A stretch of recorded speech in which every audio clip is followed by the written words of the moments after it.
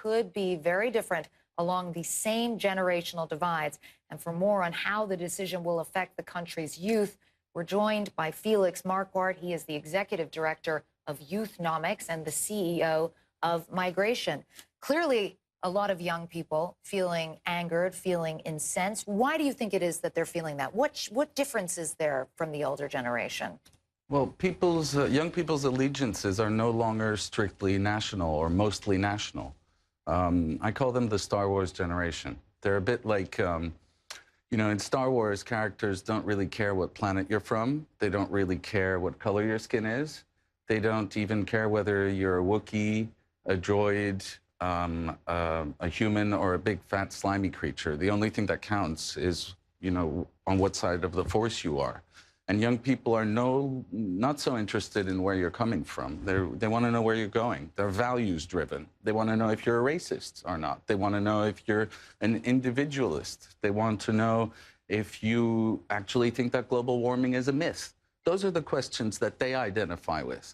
And their allegiances are very local and broad. They feel like citizens of the world.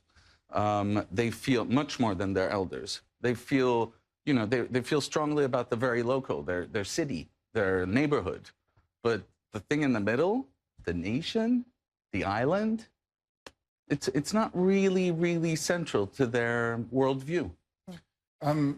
It's going to have lasting damage, isn't this? Whatever your view of the referendum or Europe or immigration, what we definitely do know is there's been this big divide exposed between young generations and older generations, which was already there because there's this massive frustration as well with the amount of debt that's been built up, which they're going to have to pick up on. In London, they can't afford to buy a house, for example, and that's across the UK, in fact. So what sort of generation is going to come through after the one that's currently in power? I think you really have a point. A lot of people have been, over the past 25 years, talking about clash of cultures, civilizations, religions.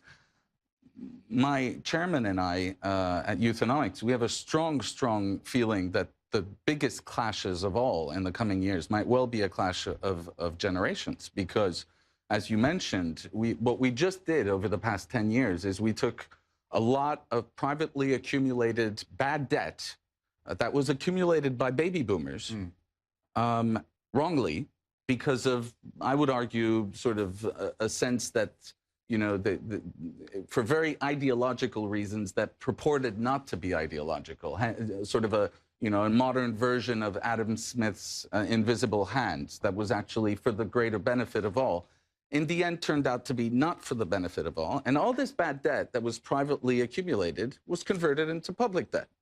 And the burden of paying it back, we haven't really started.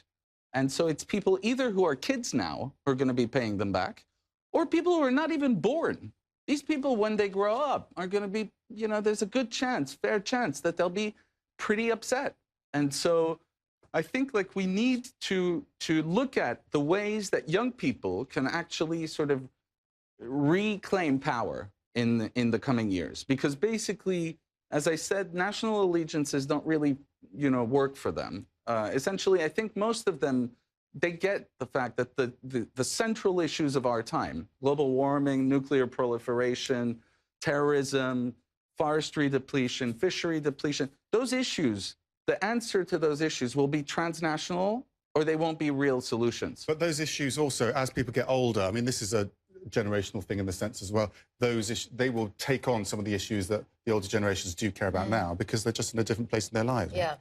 Yeah, of course, but there's a real evolution there, and we need to look at it. And one of the ways that young people can reclaim power is by migrating, voting with their feet.